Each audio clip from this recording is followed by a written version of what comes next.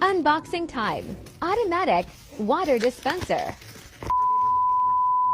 Tumatang so for today's video, meron tayong bagong i-unbox at mood na naman ako nito sa TikTok. Dahil sobrang stressed na ako dun sa dating water dispenser na ginagamit nila winter and summer. Decision ako na bumili ng bago.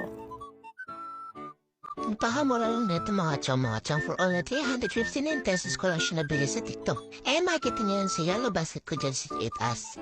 Itong water dispenser na to, marami na kayong may lalagay na tubig dito. Sa water dispenser na to, meron itong inclusion na water filter, yung pinakasaksakan niya, and yung tube para makuha pinakataas yung tubig dyan na sa loob. Basta yun. Hindi ko explain.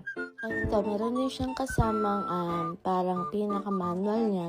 And kahit hindi niya basahin yung manual, napakadali lang ikabit or i-organize tong pinaka-water dispenser kasi hindi siya actual na ayos na, kailangan mo pa siyang ikaw ang magsiset up. Tapos ito, natanggal ko na lahat ng mga laman or inclusion nitong dispenser na to. Huhugasan ko na to para magamit na agad nila summer and winter. Later.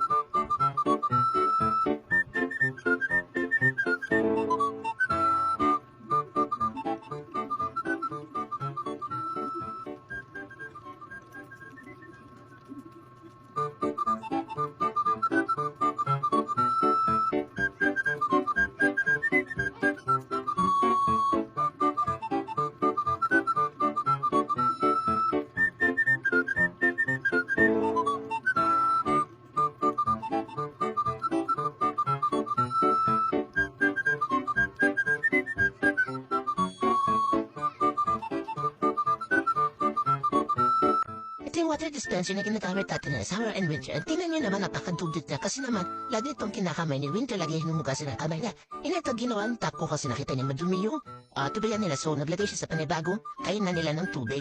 Yan. At tingnan naman niyo ang ginawa niya. Talaga hinugasin pa rin yan ng kamay niya, nakakaloka.